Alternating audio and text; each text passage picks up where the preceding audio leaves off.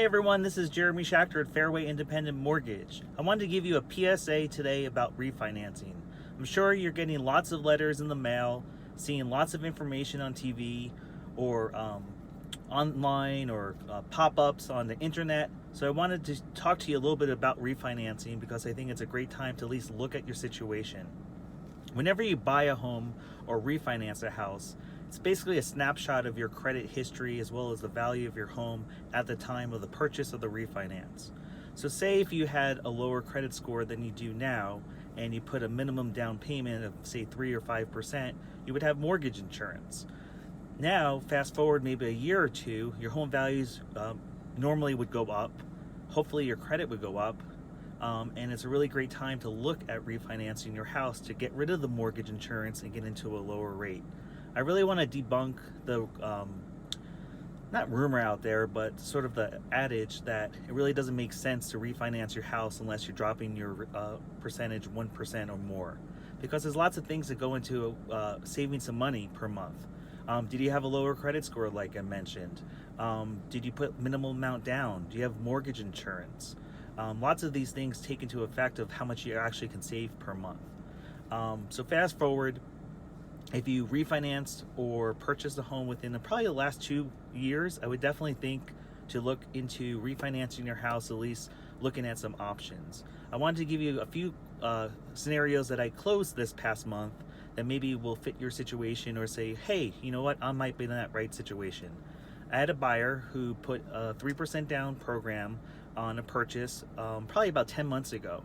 So when you're putting down 3% as the minimum on a conventional loan, you have higher mortgage insurance as well as usually a little bit higher of an interest rate. Fast forward, he refinanced into a mortgage, got rid of the mortgage insurance, got him a lower rate, and saved him over $350 per month. I have another client who wanted to consolidate her credit card debt.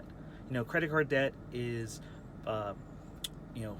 lots of households have credit card debt and interest rates are really not competitive at all. So she wanted to get into a lower interest rate, which we did, pay off her high credit card debt, and she's saving about $500 a month because she doesn't have that burden of that debt right now. And the last but not least of the scenario that I had a client who purchased a home, did a first and second mortgage, basically 80-10-10, so 80% first, 10% second, and a 10% down. Whenever you do a first and second mortgage, the interest rates are a little bit higher. So we looked at refinancing his home into a jumbo loan, basically getting rid of the second mortgage, rolling everything into one mortgage, and saving him about $300 per month.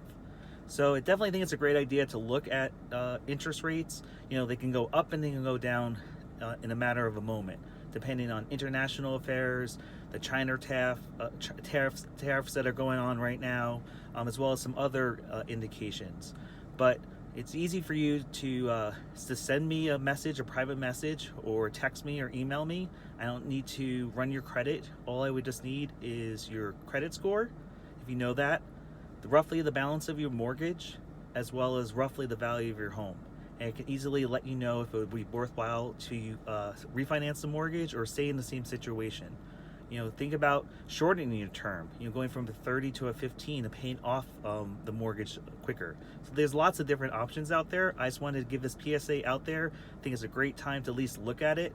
It doesn't cost you a dime to have a professional like myself look at it, and I'm more than happy to give my honest and upfront opinion. That's all for today. Have a great week. Bye.